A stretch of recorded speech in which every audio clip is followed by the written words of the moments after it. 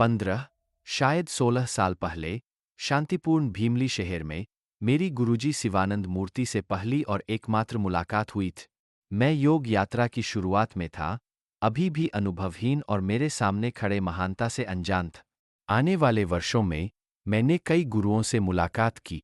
वे अपने तरीके से प्रेमपूर्ण, देखभाल करने वाले और आध्यात्मिक रूप से ऊंचे थे। फिर भी उनमें से कोई भी मेरे अंदर गहरी संबंध की चिंगारी नहीं जगा सका। उनमें लौटने की कोई तीव्र इच्छा नहीं थी, नहीं उनके शब्द सुनने की कोई लालसा, नहीं ऐसी कहानियां जो मुझे उनकी आध्यात्मिक देखभाल में आत्मसमर्पण करने पर मजबूर कर सके। मेरे गुरु की खोज जारी रही। मैंने खुद को आध्यात्मिक अभ्यासों में डुबो दिया और जितना संभव हो सके सभी सामग्री को ग्रहण किए। धीरे धीरे एक परिवर्तन शुरू हुआ। मुझे पवित्र श्लोकों के पाठ से अधिक, विशाल अनुयायियों से अधिक और दयालुता से अधिक की आवश्यकता थी। मुझे इन सभी गुणों का मिश्रण और उससे भी अधिक की आवश्यकता थी। अनजाने में मैं एक विशेष गुरु की ओर आकर्षित होने लगा। मैं रोजाना MRSK के 99 यूट्यूब चैनल पर जाता, अक्सर कई बार। मैंने शिवानंद मूर्ति के समर्पित वेबसाइटों की खोज की। मेरे भारत के प्रति प्रेम, सनातन धर्म पर गर्व और भगवान शिव और मां पार्वती के बारे में अधिक जानने की गहरी इच्छा शिवानंद गुरुजी की कृपा से फिर से जीवित हो उठी। यह वही था जिसकी मैं तलाश कर रहा था, प्रेम, करुणा, ज्ञान और उच्चतम आध्यात्मिक क्षमता का एक परिपूर्ण मिश्रण।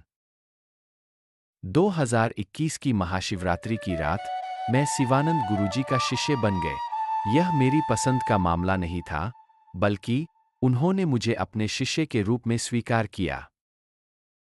अपने प्रवचनों में गुरुजी ने विभिन्न साधनाओं का उल्लेख किए। उनमें से एक जो मुझे आकर्षित किया वह था ओमकार साधना, एक 40 दिन का अभ्यास। हर दिन एक ही समय पर, एक ही दिशा की ओर मुख करते हुए और एक ही गति से मंत्र का जाप करते हुए मैंने इस आध्यात्मिक यात्रा की शुरुआत की। लक्ष्य था एक सिद्ध व्यक्ति के दिव्य दर्शन। मैंने अभी तक गुरुजी का शिष्य नहीं बना था, लेकिन वैदिक पंचांग के अनुसार एक शुभ दिन चुना। हर दिन मैंने एक सरल पूजा और गुरु मंत्र के साथ प्रक्रिया की शुरुआत की। मैंने अपने घर के पिछवाड़े को चुना, पूर्व दिशा की ओर मुख करते हुए एक छोटे से चटाई पर बैठता और एक पतले कपड़े से खुद को ढकता। सुबह 6 बजे ठीक मैंने शुरुआत की और 7 बजे समाप्त किए।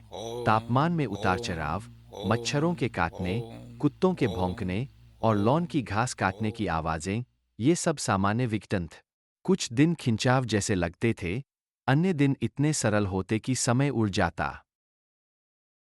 40वें दिन मैंने अपनी दिनचर्या का पालन किया, मंत्र का जाप किया और साधना को एक पूजा के साथ समाप्त किया, अपना आभार व्यक्त करते हुए। जब मैं अपनी आंखें खोलने वाला था, तो एक आकृति मेरे सामने प्रकट हुई।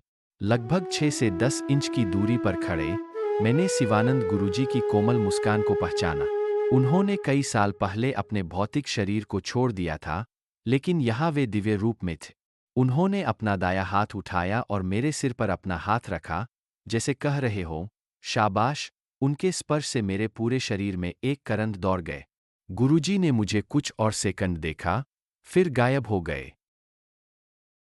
अपनी आंखें खोलने के बाद मैंने अपने दिन की शुरुआत की, लेकिन मेरा मन बार बार उस दिव्य अनुभव की ओर लौटता रहा। वे पवित्र दृश्य कई दिनों तक मेरे मन में बसे रहे। मैंने साधना के वादे के परिणाम के बारे में पूरी तरह से भूल गया था। कोई अपेक्षा नहीं थी, कोई प्रत्याशा नहीं थी। दर्शन एक सच्चा, अप्रत्याशित आशीर्वाद था, गुरुजी के वादे को पूरा करता हुआ। उस दिव्य क्षण में मैंने गुरुजी की शिक्षाओं की गहरी सच्चाई को समझा। यह मेरी कल्पना नहीं थी, यह एक आशीर्वादित वास्तविकता थी। यह सच्ची आध्यात्मिक समर्पण और निष्ठा की शक्ति है। इस वीडियो को देखने और समर्थन करने के लिए बहुत बहुत धन्यवाद। कृपया लाइक, शेयर और सब्सक्राइब करना न भूलें। आपकी उपस्थिति और सहभागिता मेरे लिए बहुत मायने रखती है। धन्य रहें और नमस्ते।